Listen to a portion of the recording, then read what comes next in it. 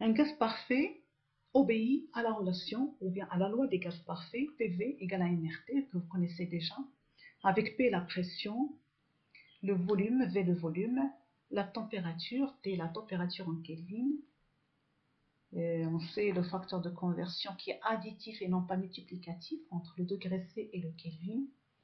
Donc T en Kelvin c'est égal à T en degré C plus 273. N, le nombre de moles, de molécules de gaz, des molécules qui constituent le gaz. Et finalement R, la constante des gaz parfaits, dont la valeur dépend des unités utilisées pour le volume et la pression. Alors, c'est quoi la pression? La pression, ça traduit l'effet des collisions des molécules sur les parois du récipient. La pression peut être mesurée à l'aide d'un manomètre. Elle est exprimée en plusieurs unités, l'atmosphère, le pascal, le bar et le millimètre de mercure. Donc le pascal, c'est l'unité du système international. Et vous avez les facteurs de conversion. Vous avez le bar qui est à peu près égal à une atmosphère est à peu près égale à 1 bar. On va voir l'utilité du bar, une pression de 1 bar, on va voir que ça fait partie des conditions, ou bien c'est la condition dans les conditions standards. On va utiliser le bar lorsqu'on travaille dans ce qu'on appelle des conditions standards qu'on va voir par la suite. Alors, pour calculer la constante des gaz parfaits, on se base sur une donnée expérimentale qui est le volume molaire dans les conditions normales. Les conditions normales, c'est la pression P égale à 1 atmosphère et T égale à 0 degré C. Et puisque la température doit toujours être utilisée en Kelvin, donc on convertit en Kelvin. Donc le volume molaire, le volume qui correspond à 1 mol de gaz parfait, dans les conditions normales, c'est 22,4. Donc volume molaire, c'est le volume qui correspond à 1 mol.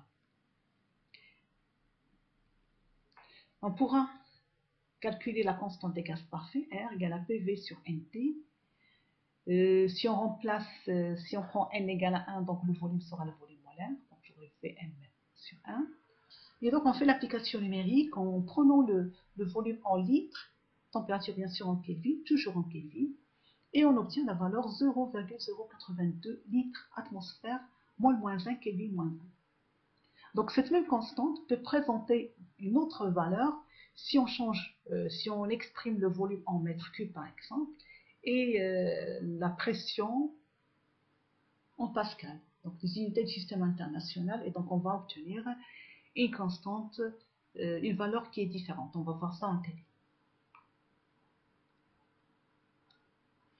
Donc on passe à un exercice d'application très simple. Donc dans l'exercice, on vous demande de donner le volume molaire du dioxygène gazeux à la température T égale à 273 Kelvin et sous une pression P égale à 1 atmosphère. Dans la deuxième question, on vous demande de calculer le volume molaire du dioxygène gazeux à la température T égale à 350 Kelvin et sous une pression P égale à 1 atmosphère. Donc on a changé la température dans la question P. Et finalement, la deuxième question, le résultat serait-il le même dans le cas où, au lieu de prendre le dioxygène, on prend le diazote? Alors, donc, première question, donnez le volume molaire du dioxygène gazeux à la température T égale à 273 et P égale à 1 atmosphère. Donc, vous voyez, ça, ce sont les conditions normales qu'on vient de voir. Donc, ici, on écrit 273 au lieu de 273,15. C'est une approximation.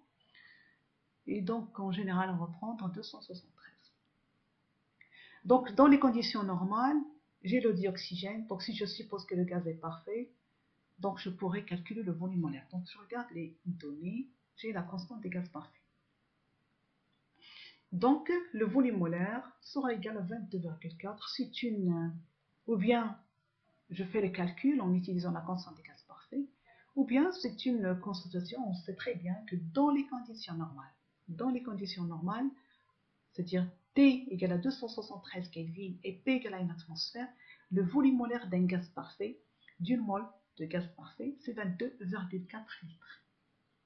Maintenant, si je change de température, donc dans ce cas, je dois utiliser la loi des gaz parfaits. Donc j'aurai le volume molaire, c'est V sur N, c'est le volume divisé par le nombre de moles. Et donc d'après la loi des gaz parfaits, P égale à MRT, donc on a RT sur P, c'est égal à VM. On fait le calcul, on trouve 28,7 litres. Donc quel est le but de cette question? C'est de se rendre compte que le volume molaire peut varier si je change la pression ou la température. Il ne faut pas croire que le volume molaire est toujours égal à 22,4.